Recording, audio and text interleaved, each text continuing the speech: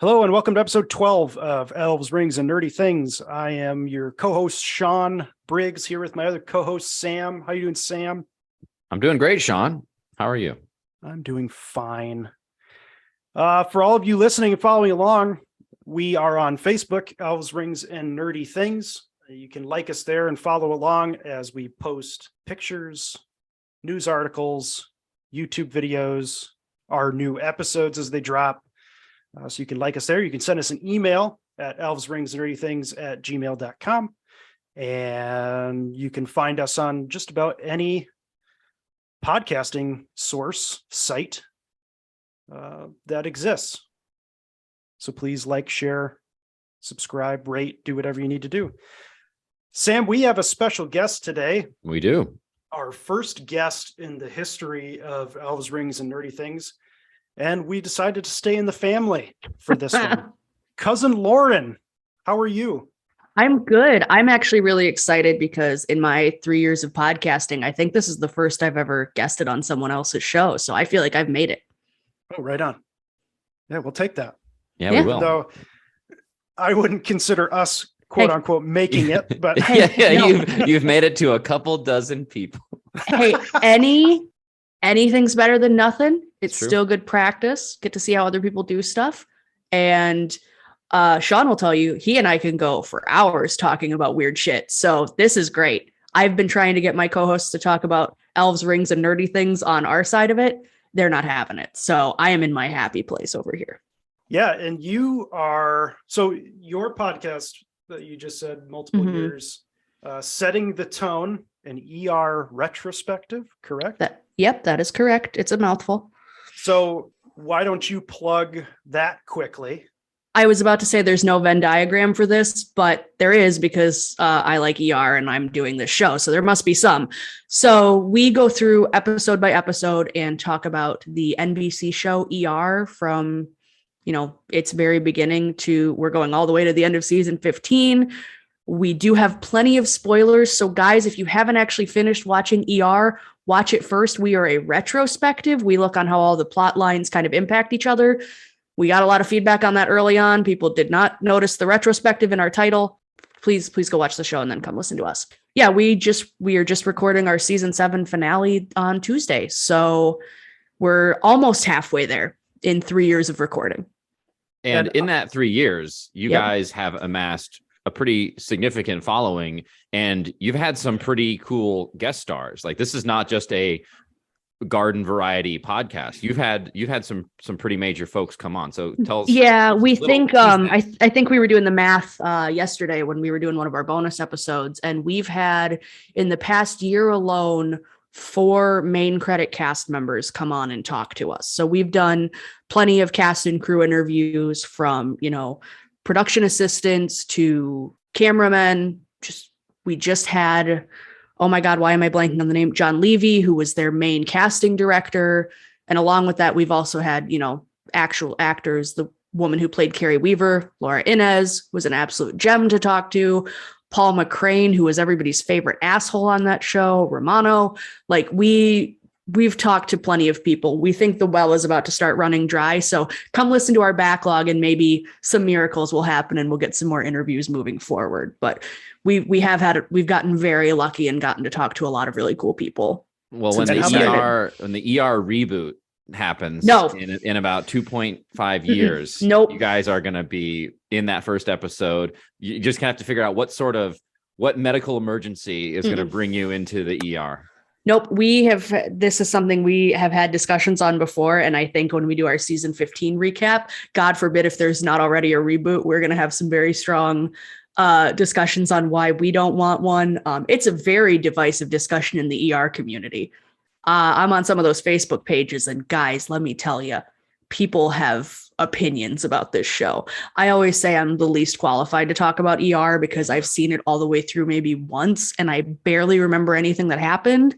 So I'm unfortunately by no means a super fan. Like, I love the show, but really, I'm just there for the dorky, pedantic analysis. I leave the super fanning to my partner Lizzie, who is also on the show. But my guess is if you've had the casting director on your show, you may get a call. no, I don't. I don't. Everybody who's listening to this podcast episode, let's start tagging George Clooney. Oh God, Clooney. no. Yeah. We've had 4 different listeners approach. Why am I blanking on her name right now? I can think of her character name, but not her actual name. Alex Kingston. Oh. No, Alex Kingston. At like Doctor Who conventions and stuff. We've had 4 different people tell her she needs to come on our show in person. Like, they've done their meet and greets and told her that. So like, these people are going to start thinking we're fucking crazy. Pardon my French, but like, we need to stop having our fan base stalk actors we haven't gotten yet. You need to go to one of these Comic Cons and do like an ambush interview. Hey, people would love that. Also, you don't need to pardon your French on this. We're all about I wasn't sure. I know Bucks. we're an all steam ahead show, but I always like to double check other people. I always like to check my manners at other people's houses. Especially when we're doing Legend of Vox Machina. That's very true. Yeah. What the like, fuck am I talking about? What show did I just watch? There's dicks, testicles, a whole bunch of stuff, butts. So yeah. Penis laser beams. Penis lightning. We'll talk about that. We'll talk about that. Yeah, that's our guest co-host today, Lauren.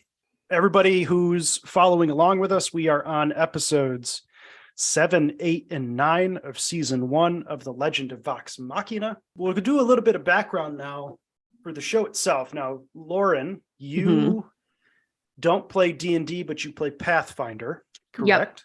Yep. We the group I play with, we had just started a D&D campaign when Omicron raised up and we had to put it on hiatus. So I had just started getting into D&D 5th edition when life closed down again. But yes, I have played Pathfinder for a few years. And then your experience with Critical Role before Legend of Vox Machina. Can you speak on that for just a second? Yeah. So unfortunately, I had always timed it poorly that they were in the middle of arcs when I was like, oh yeah, I need to check out Critical Role.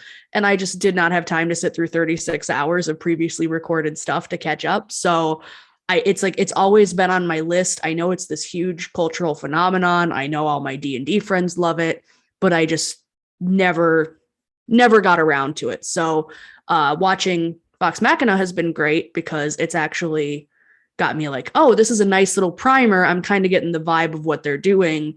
And I binged the whole season up to episode 9 yesterday, just so I could like do my homework and be part of this. Cause I was like, this sounds really fucking cool. So yeah, I'm new to Critical Role, but this has inspired me to finally go back, dig out their super old episodes and listen to it and catch up. Yeah. Cause Sam and I have been talking, like our wives, Carly and Haley, aren't really interested in doing the same thing and sitting down for hours of a show. So this is a good way to have them get the plot of what Critical Role is, but get it in a digestible format. But I want you to know you've cursed yourself now, Sean, because I have your phone number. And if I start listening to this damn show, you're going to get texts as I catch up through what arc are they on now? Like 4? Yeah, but I'll say that with Rings of Power, I had friends texting me questions about plot with That's that. true. And I don't know. I think I'm all for it. Anytime I get to talk about nerdy things, that's why Sam and I started this podcast. And any excuse for you and I to actually get to talk more is fine, I guess. So, but yeah, just know you're going to start getting texts and maybe I'll steal Sam's number from you and you're both going to have to put up with it because you did this to yourselves. I'll take it. It's the price I'm willing to pay. Fair. So let's just get into it. Sam, I'm going to make you recap episode 7. Gladly. It is entitled Scanbo, and I will say this has one of my most favorite Scanlan stories in all of the stream. Hey, save it for the commentary. What's going on here? I thought I was going to recap the episort. That's my little dirty nugget that I'm going to leave out there. You stole my only bullet point. All right, we'll have it. All right. So episode 7 titled Scanbo. So we begin with a flashback in which Percy and his sister Cassandra are learning from Professor Anders. We learn that the Whitestone mind in the town of Whitestone is turned into a substance called residuum, which has magical properties. Through the course of the flashback in the tutoring, we see that Percy and Cassandra are spoiled rich kids. Professor Anders wants to experiment more, but the DeRollo family, Percy's father in particular, won't allow him to do so and just wants him to focus on tutoring the children. This leads him to start having some resentment for the DeRollos and for the children in particular. Back in the present, we pick up from the prior episode when Percy turned a gun onto Vax, and Vax confronts him about this. Percy talks about being on the run and having terrible nightmares, kind of unpacking some of his past trauma. We get a vision of his first gun. We see the dreams that led to its creation. His first gun is called the Pepper Box. It's a type of revolver. Also, at the same time, we see Keyleth having a vision of something happening underneath the Sun Tree. The Sun Tree is the large tree at the center of town. It's deeply connected to the history of Whitestone. The character Archibald thinks that they can take back the town and save Cassandra, who is Percy's sister, at the same time. Archibald asserts that Cassandra is being held in Professor Anders' home. Scanlan wants to create a diversion so that the rest of the party can go rescue her. He decides and proposes to burn down Duke Vedmire's house. Duke Vedmire is the Goliath enforcer working for the Briarwoods. So he breaks into the bathroom where he interrupts Vedmire, who is on the privy. He is then chased through the house, both by Vedmire and guards. He starts chugging some potions, one of which, or the third of these potions, allows him to breathe fire. And in doing so, he starts burning down the house. Still running through, being chased now through a burning home, he stumbles into a taxidermy room. All sorts of animal heads on the wall and things like that. Still under attack, being pursued by the guards and Vedmire, he uses that scroll that he was trying to learn earlier in the show. It turns out to be a scroll of polymorph, allowing him to turn into any sort of animal or creature. The trick to getting the scroll to work is him singing the spell, which he does, and turns into a triceratops, inspired by a triceratops head on the wall. Meanwhile, the rest of the party sees the house of Duke Vedmire on fire. That becomes their signal to attack the Professor Anders' house as those guards leave to go either fight the fire or investigate the situation caused by Scanlan. They move into the house to rescue Cassandra. At the same time, Scanlan and Duke Vedmire are confronting one another on the roof of Duke Vedmire's house. Vedmire gets the upper hand for just a moment. Looks like Scanlan is about to be defeated, and then he shoots lightning from his crotch, either not rendering Duke Vedmire unconscious, but giving Scanlan enough time to jump on his floating hand and escape. We cut back to Professor Anders' house, where we see Percy confront Professor Anders, who has Cassandra as a hostage. And the final scene in the episode is Professor Anders cutting Cassandra's throat. And that is the end of episode 7. So what did we think? I'll start. I mean, a couple of my more humorous Easter eggs in this episode in particular. There's a scene where right after Scanlan sees Vedmire taking a shit, he quick runs away, and you see the guards playing D&D in the spare room. I thought a nice little touch Easter egg there. That was really great. The callback to the anal beads. To the anal beads, yeah. When he's trying to find a potion and then he pulls the anal beads out and he goes, yeah, fun, but not right now. Tempting, but no. Yeah. One thing I will say, I didn't put it in the recap, but you mentioned it now, where when Scanlan interrupts Vedmire or sneaks into the house, into the privy while Vedmire's on it, we actually see a turd fall into the privy, which, like, I didn't mind that as much. The show that's not the first time the show or the live stream has been scatological. Right. But I remember Haley had a negative reaction when we were watching that together. So I feel like there is kind of a wall, maybe, and this episode might brush up against it with that scene in particular. But it's not too it's not too in your face. So that was just one maybe little bit of maybe a small tarnish on what is otherwise a great episode. My only qualm with the defecation is that if it were me, I would stay seated if I know a piece of poop was about to fall out of me. You know what I mean? So like, why did he stand up and then defecate? I had a thought. I'm not going to go into it because like that just takes this podcast to a whole other level that we don't need to go to. But yes, you are right, Sean. But yeah, that's one thing. Like, this is an excellent time to mention that. What I'm really enjoying about the show, having, binged everything up to episode 7 here, is like, it's like your friends playing D&D. The same stupid jokes we'd all make is the exact same stuff that they're finding ways to animate and put in the show. And I love it. Like, it's foul, it's obscene, it's ridiculous. And it's like, yeah, I'm playing with my friends.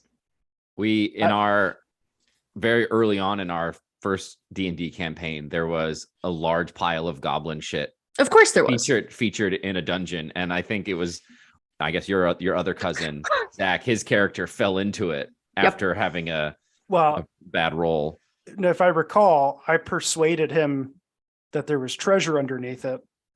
So he started shoveling it and then rolled a nat 1 in his investigation and then fell into the shit. Yeah. Somewhere there's a video of that floating around. But yeah, it's very much like this is a straight lifted from a D&D thing. And so Lauren, having not watched the show, there might be I don't know if this is technically kind of a reimagination of the scry shit. Sean, do you know what I'm talking about? Where vaguely in the live stream, the character Pike, to when Ashley Johnson went on Blind Spot and wasn't going to be on the live stream for a while, they had Pike stay in a different city doing an excavation of a temple. Okay. And Scanlan bought a potion so that he could scry through his dump. And then he pooped into a jar and put the jar in the temple so that he could see Pike every now and then. And so it was like just this in the middle of this very dark campaign against the Briarwoods. He's like, and what does my shit see?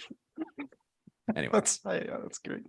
Oh, this makes me so excited to go listen to because that's kind of how it is with Adventure Zone. They've been adapting from their podcast into graphic novels, and it's been interesting to see the adaptations they've had to do as well. So I just love to see when people are taking, let's play campaigns and putting them into other media, how stuff gets adjusted. And luckily with Critical Role, I feel like the vast majority of what they're adding is the stuff that the fans want to see. And there's a couple of those things like scrying through shit in a jar that is very vague. Yeah. It's not necessary for the story. And that's something that I think a handful of fans will probably want to see eventually, but you still get the humor and like the main points of the humor in the show itself that they've created. Yeah. And a lot of that is you don't need a reason to throw the scene to the other side of the world, right? You can just cut to Pike in the temple going through her meditation, her spiritual journey. You can cut to the Briarwoods sitting at the window. It's just, you're going from the change of medium, right? Yep. And we've talked about that before, how the adaptation allows you to cut down from 3.5 hour show into a 20-minute show. And it's, you can refine the jokes so they're packed in there. I think that's what makes Scanlan effective. And of course, this is an episode that largely focuses on Scanlan. Speaking of Scanlan, though, I just want to say, as someone who played a gnome for my first ever tabletop role-playing character, when he goes on his little rant about how everybody thinks he's ineffective because he's small, I was just like, I had that moment. And I felt for little Kef Toggle Sprock. It's just like, I missed my gnome. And that's a pretty good through line with Scanlan too, that we'll get to it in later seasons. The show has already been, season 2 comes out, season 3 January, has already right? been greenlit. Yeah. Yep. But Scanlan has some pretty dramatic turns later on. And a lot of it comes down to people not having faith in him and his abilities. And this episode was a good way to start to show that he's having these feelings, and we can develop them later on. But yeah, great Scanlan episode for sure. And I was here for the entire thing. Yeah, I wasn't sure how I felt about him at first, the first few episodes. And then I was like, I got here and I was like, okay, there's some growth. There's going to be some other stuff happening. Cool. Who So, and I'm well, so going that's to ask, I'm sorry. Lauren, who's your favorite character so far? Pike, Pike? 100%. Okay. Like I adore her. I'm a sucker for little gnomes. B, I just she's a precious little cinnamon roll so far, and I want her to be safe and happy in all things. So That's really interesting because it would have been really challenging to get the same type of feel for the character of Pike in the live stream, just based on how they had to jump around with her character because of Ashley Johnson not being there. So that's interesting. Coming into seeing Scanlan, because Scanlan's first scene in the show is in a brothel. The brothel when he's having sex with the barkeeper's daughter, right? Yep. Yeah. And so that's a kind of in your face way to introduce a character. And then it really doesn't. Well, it doesn't. He's kind of just doing that. And then he pees on the guard and does all sorts of other. Yeah, I'm trying to think. I think I've disclosed this on my podcast already at some point. And if not, well, Sean, you're going to hear this for the first time.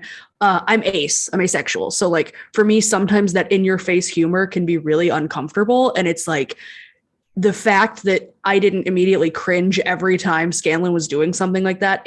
It spoke to how either A, I was in a good enough mood to watch it, or B, they were doing it in a way that at least felt like it wasn't just for the shock value. Like you could tell they were just building stuff. So yeah, there was a potential for me to just straight up hate him out the gate. Scanlan. So I was very happy that he's grown on me, because that could have easily gone another way.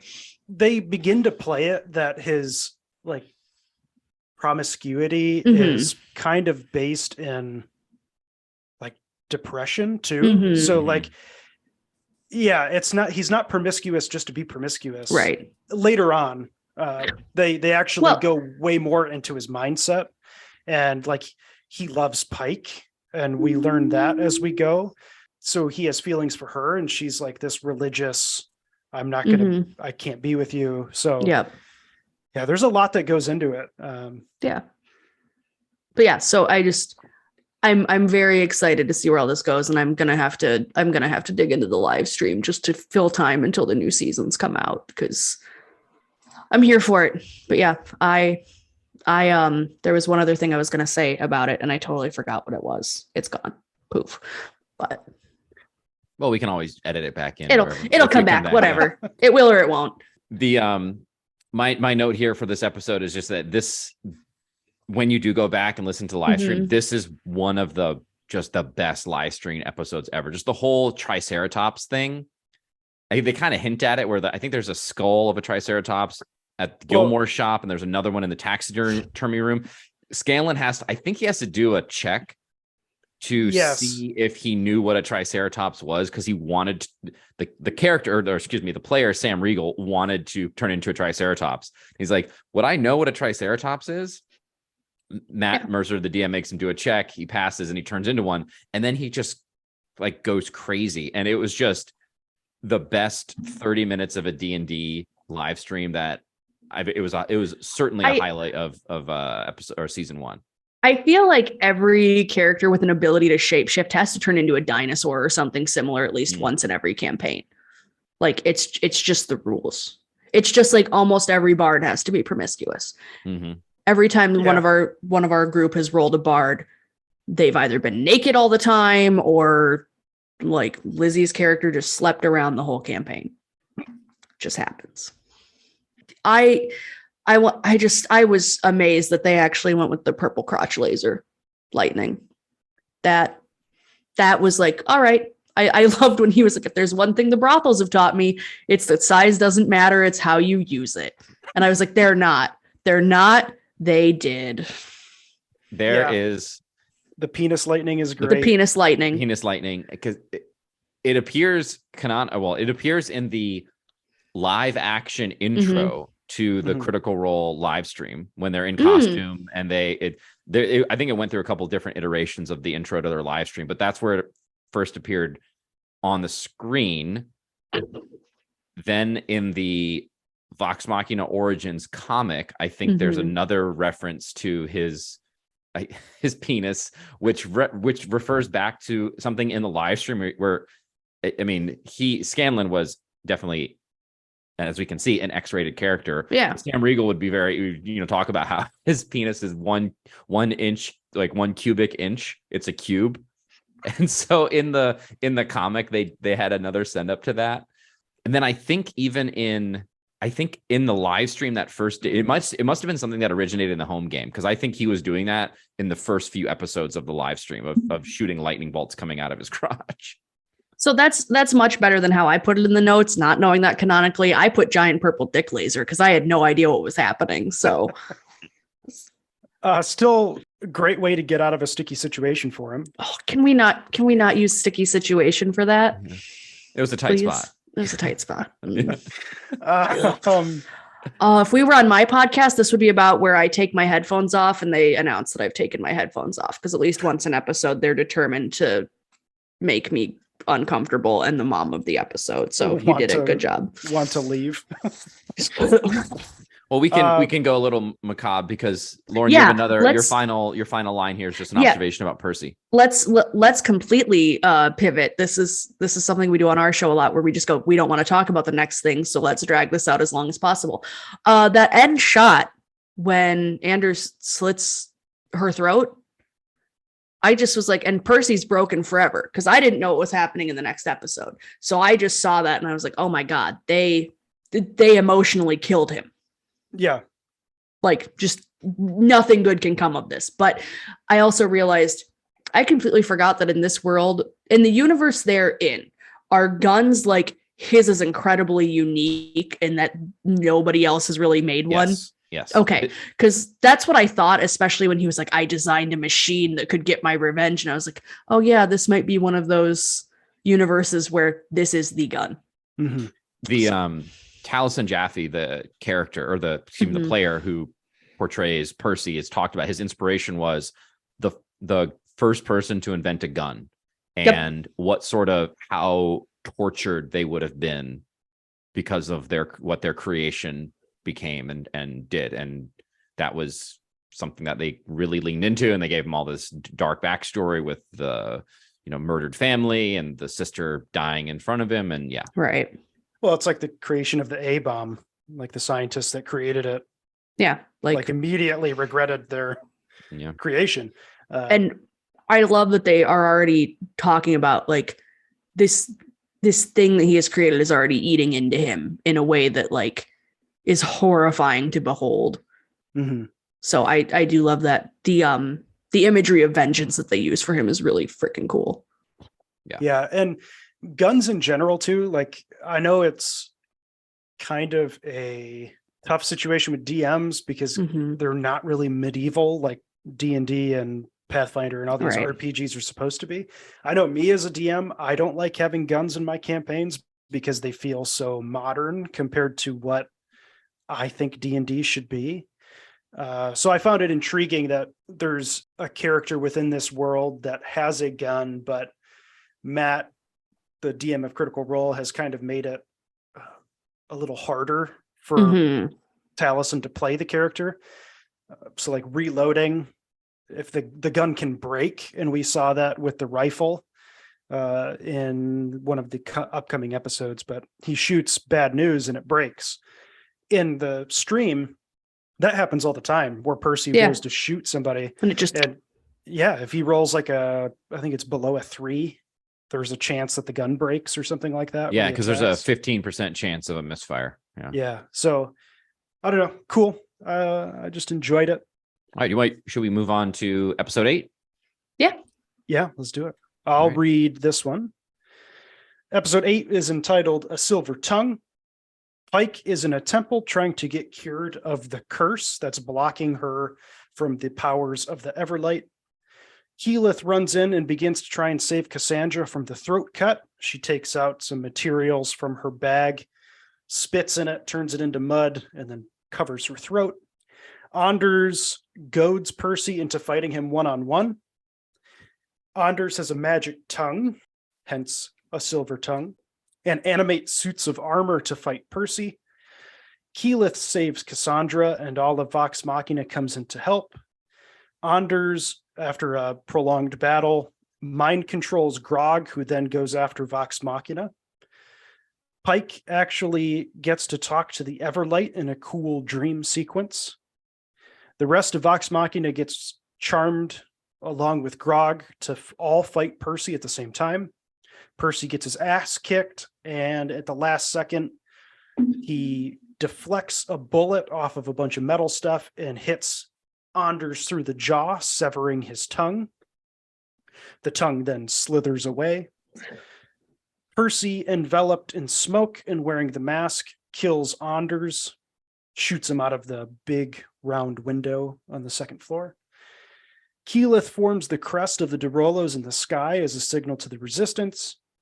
Delilah casts a spell that raises an army of the dead. Pike discovers that her magical issues were because she severed the connection with the Everlight, and she was having doubts about her path being righteous and just. And that's how we close out episode 8. It ends on a high note. We have a small victory. Cassandra is alive. They've defeated Anders. There's a hopeful note as the logo, the crest, gets put in the sky. Pike's friends with God again. Yep. Yeah, that's a good. Let's jump into that. Lauren, your first comment here is that you love Pike. I do. It was just, again, I think part of it is there's pieces of her that remind me so much of how I played my gnome, like just absolute fluffy baby with all these self-doubts who's going through all these crises and stuff. And just like, there's something about her where the way they convey that is so rich. And like the very beginning of, I think it's this episode, the very beginning where she's surrounded by all those other Everlight clerics, and just, you know, she's in that realm and trying to fight through the shadows and everything that are going on. And they're like, no, let's try again later. You need to save your strength. And she's like, no, I just want to do it. Like, just let me at it. Like, you can tell there's a lot of heart there, even though she's completely lost right now. Mm-hmm. And I just very, very, very near and dear. I just adore her. It's a powerful moment when everybody else is like, no, we got to stop. And she's like, get out. I'm going to do it anyway. And she like does it by herself. Yeah. And that also was, I like the visualization of her like astral projecting or whatever it is into like the realm of the gods, whatever it is. But that like celestial? No, I can't remember what they, yeah.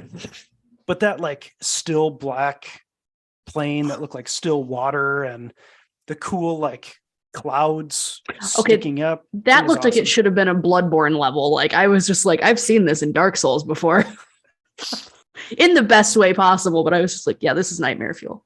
This is spooky. Yeah. Well, but so to that point, do we get a short glimpse of the Whispered One in this scene with Pike? With Pike, I think No. We see her when she's trying to talk to the Everlight before the Everlight appears. She gets those like oily tentacles coming up out of the ground and pulls her down. And then the Everlight calls her up. I don't think that's the Whispered One. I think that's just like her subconscious. Her struggle with evil. And, I thought, and I should have gone back and like gotten a screen grab or something. I think for just a second off in the distance, we see this figure, you know, dark green light around them very briefly. And I thought for a second, maybe that was the Whispered One, you know, spoiler alert, the villain of the big bad, even beyond the Briarwoods. We'll talk more about that later in this episode. But okay, so I guess not. I wouldn't know. Yeah. So. I mean, I just don't recall seeing anything with Vecna in that episode. There might have been something, but I think the first time we see him will be covered in our next episode of the podcast. Yeah. We actually get a glimpse of him.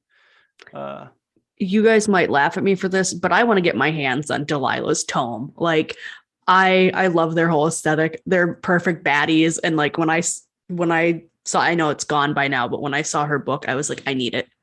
Yeah. I want to study it. It's creepy. Give it to me. And I love her.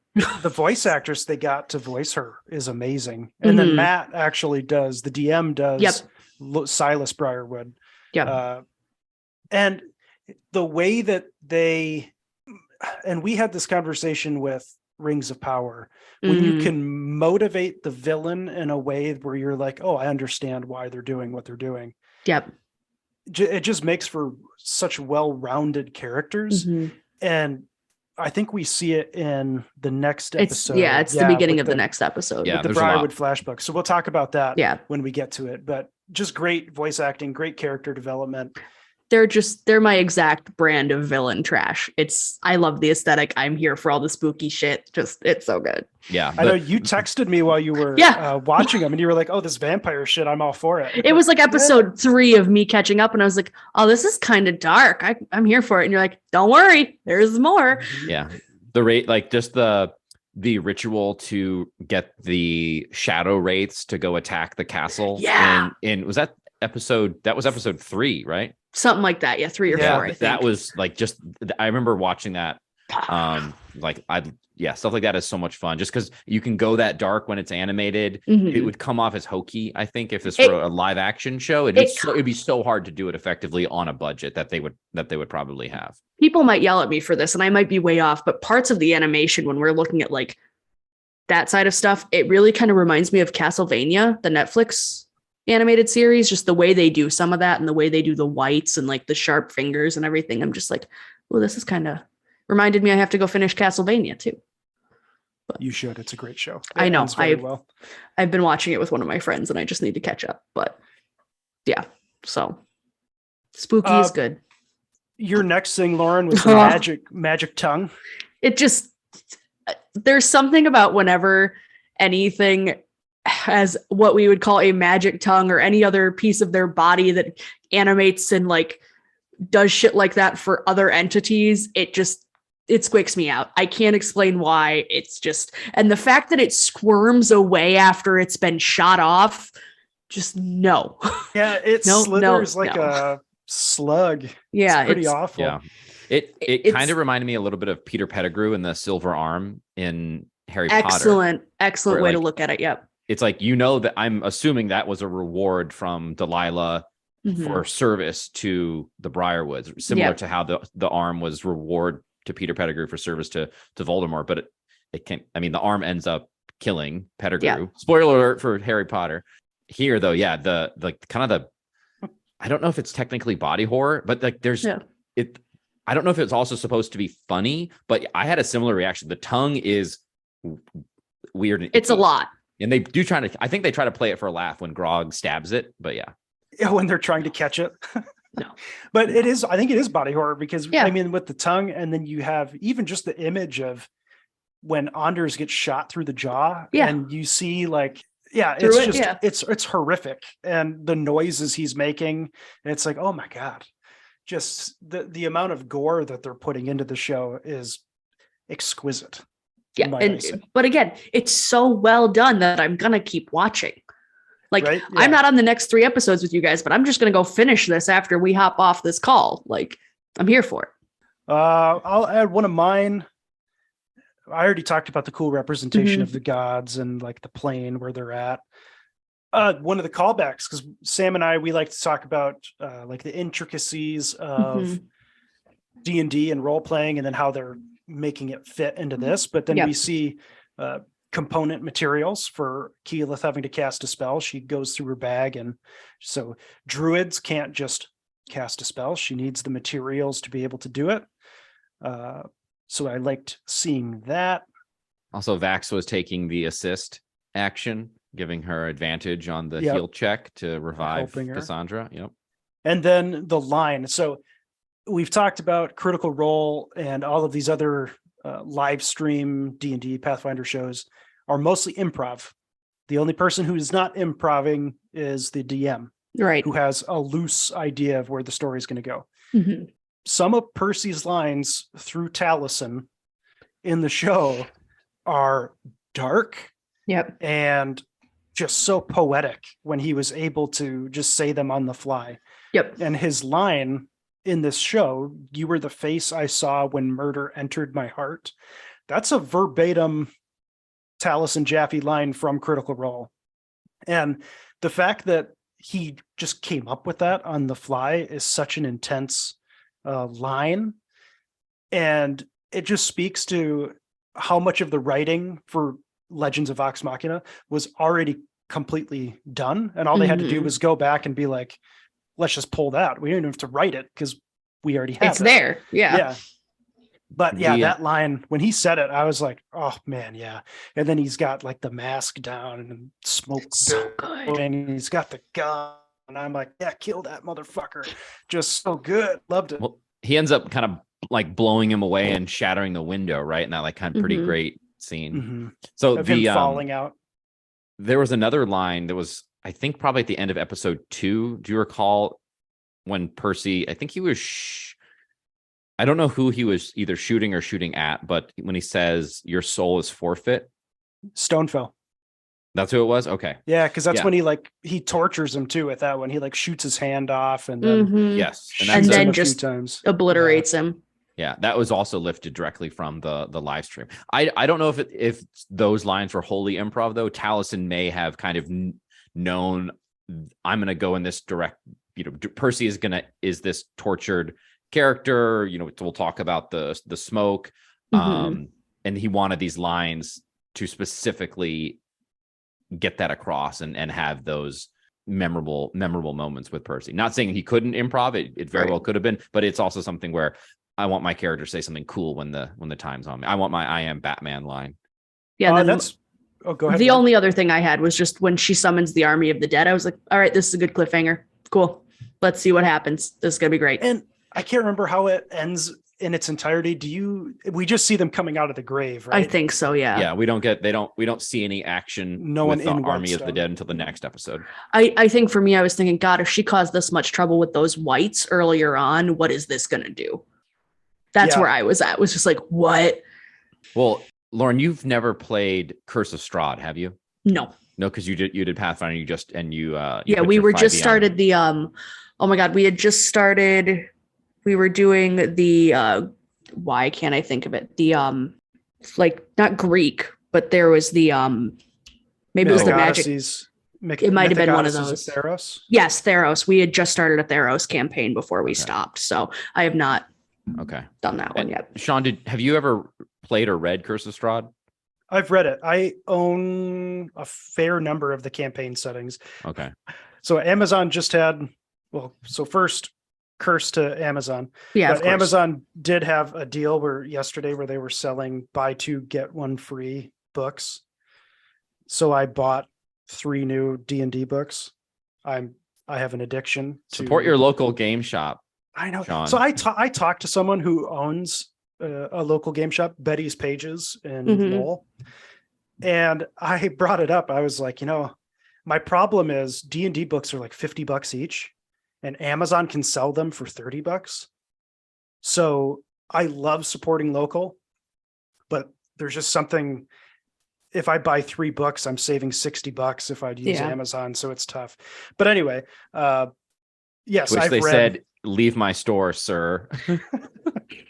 I have to go to the comic shop up by us and pick up a couple more because I want to get back into it. And I know our friends that we were playing with want to too. So I just have to bite the bullet and grab a couple extra resource books. But yeah, Sean, you're right. It is very hard.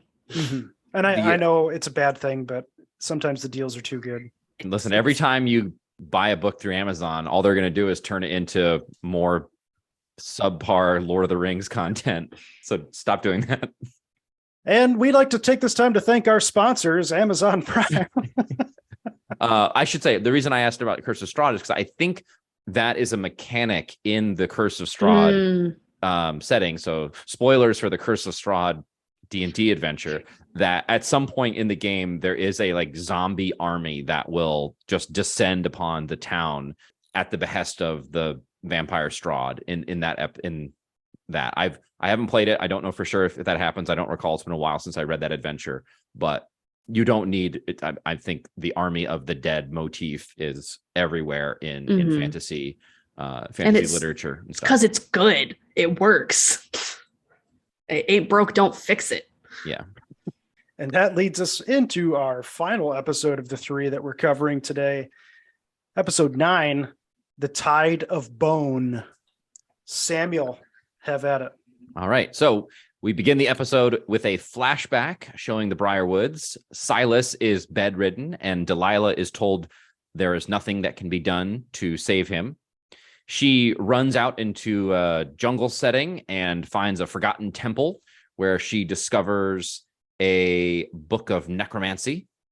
Using blood magic from the book, she turns Silas into a vampire, which saves his life or gives him undeath or unlife. We cut back into the show timeline, and Delilah says, "Trust the Whispered One."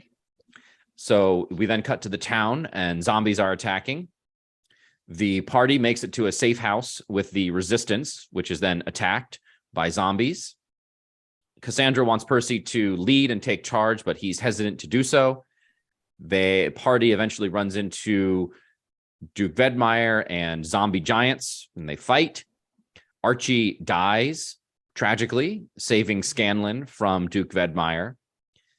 The fight ends, and they all meet back at the Sun Tree, the party and the resistance and some other townsfolk.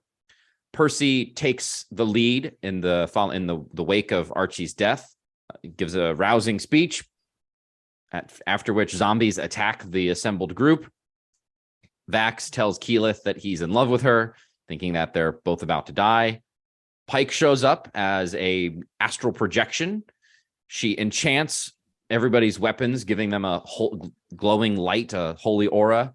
The townsfolk are successful then fighting the zombies and the undead, causing Vedmeyer to retreat, but not before the townsfolk attack him, corner him, and then kill him. So the rest of the townsfolk then continue fighting the zombies with their enchanted weapons, while Vox Machina breaks into the castle using a tunnel.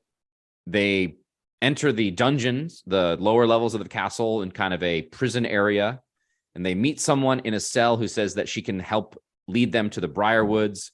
And during this, Percy pulls his gun, the pepper box, and points it at her. And I think we end the episode with a sudden cut, and it's unclear if Percy has pulled the trigger or not. But that is your episode 9 recap.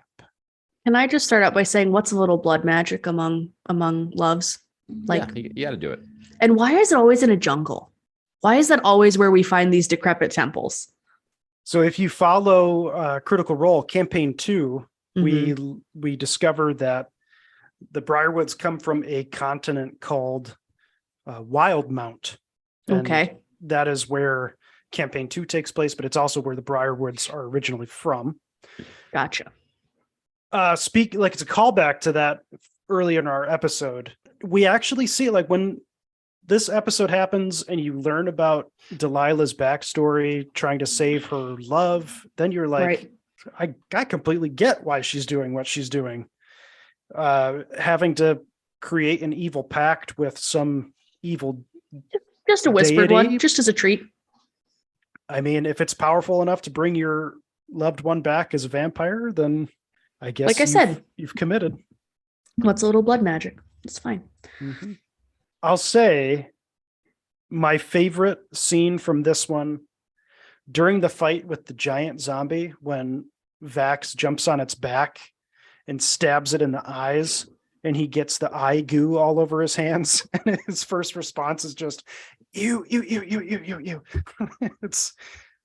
I love when they do stuff like that, and you get the reality of how gross combat actually is. Well, how gross it is, and they're losing, and it's just a really funny moment where you just sprinkle it in the dire situation. I mean, we get Vax telling Keyleth he loves her because he thinks he's going to die. Like, this is the moment. And just sprinkling humor in, they do it so well.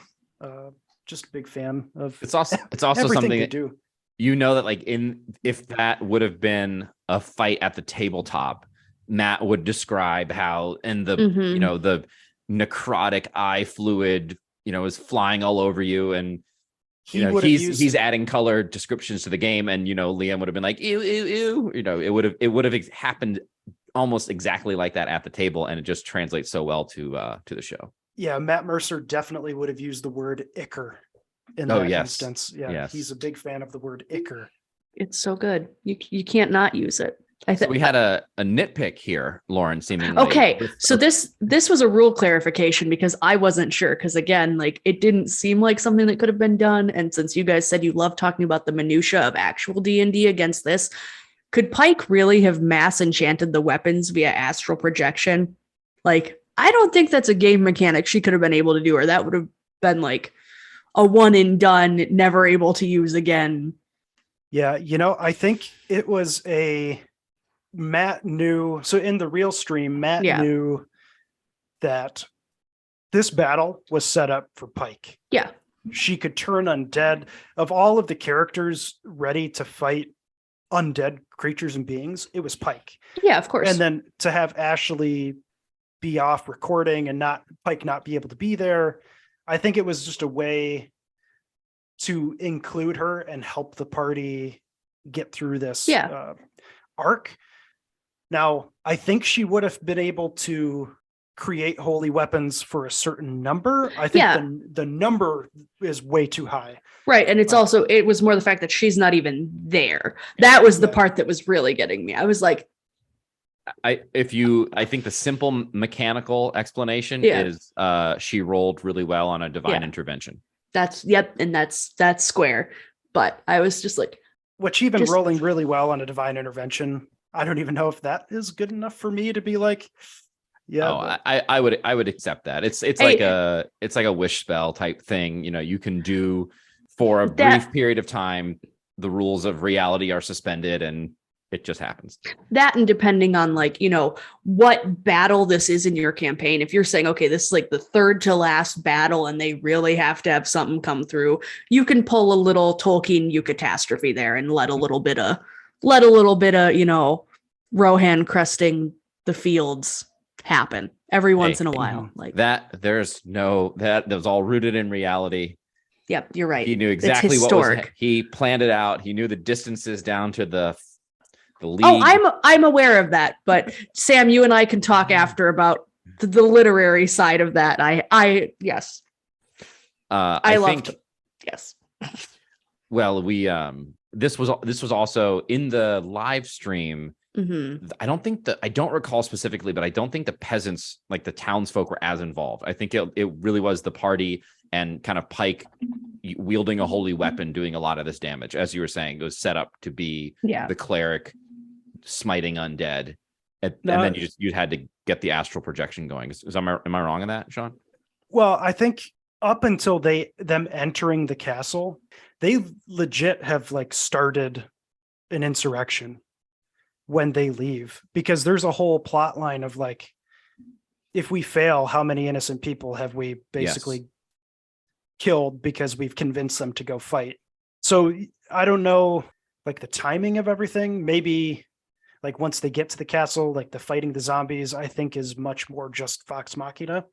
But then after that stage, there's a huge uprising that takes place. And I think, one of the issues was some of the party, they wanted to take a long rest or even a short rest because they depleted their spells and abilities. And then it was said, well, no, if we try to sleep for 8 hours, the townsfolk are going to be massacred by the zombies and the guards. We need to do this now. Mm-hmm. And that prompted some of the urgency. Yeah. As we look through here, Lauren, I guess shoot your shot, Vax. Yeah. Just you think you're going to die? Might as well tell the girl you love her. Right. What's the worst that can happen? You die, or you live and you live happily ever after. And in the stream, it seems to be out of left field. In the show, they do a lot of because it's a lot less, it's condensed, so you have to build it up. But in the stream, when Liam said that to Marisha in character, everybody was kind of like, oh my God, that's out of nowhere. Oh my gosh. And then Vax loves Keyleth now, apparently.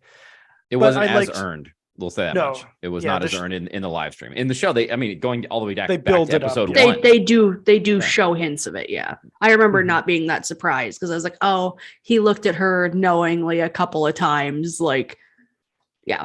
Wasn't as shocked.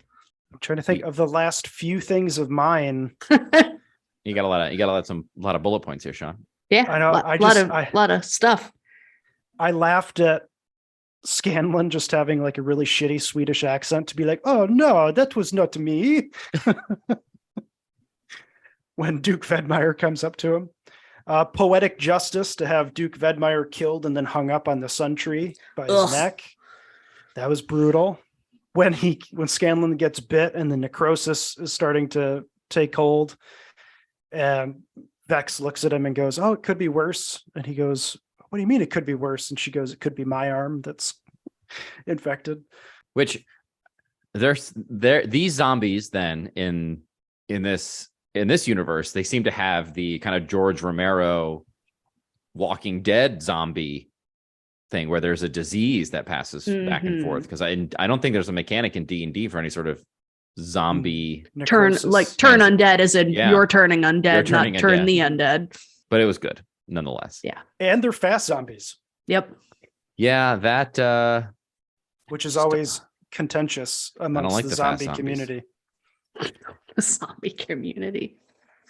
I think just I don't care about zombies 9 times out of 10. If it's something like this and it's spooky season, I'll make an exception. But like most zombie movies or media, I'm over it.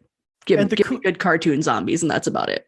Yeah, and the cool thing with this season, like season 1 of this show is going to be very spooky. Yep. It's zombies, it's undead, it's Briarwoods vampires. Yep. Season 2 gets into a much different threat. So the genre is going to change. It's going to be much more action adventure.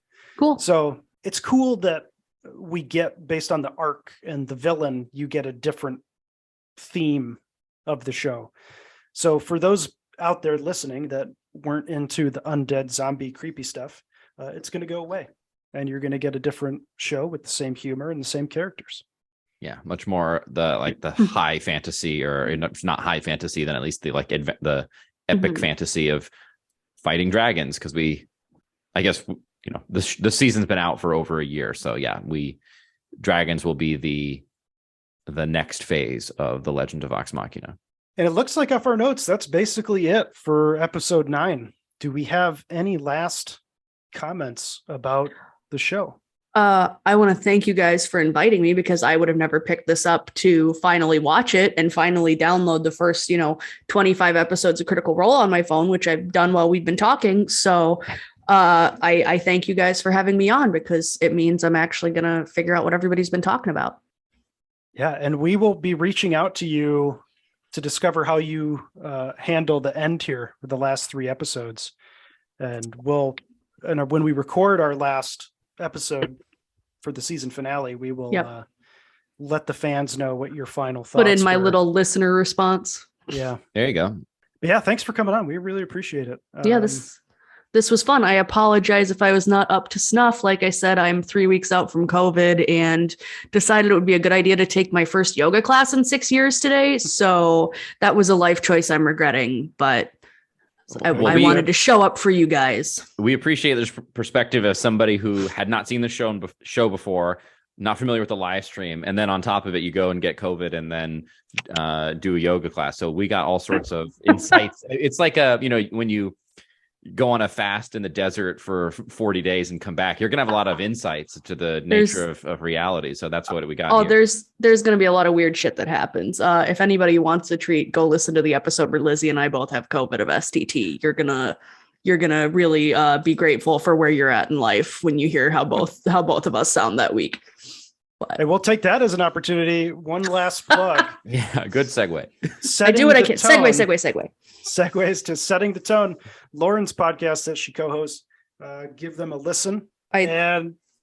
I was going to say, I think we're at like 120 episodes plus cast and crew interviews. So if you're looking for a podcast with a nice backlog, go check us out. And that's on iTunes, everywhere. Spotify, every podcast, everywhere. Catcher. You got it. Do you have a Facebook or website or anything like that? Yes, we do. See, this is why Lizzie's always the one to do our shit, because I don't think about it. We have a Facebook page, Setting the Tone, and ER Retrospective. We also have a Facebook group that we're all a little bit more active in as far as actual like interacting goes. The page is more just for posting our episodes that are coming out. The group is really where we do a lot more like heads up on interviews and things. That is the official Setting the Tone community on Facebook.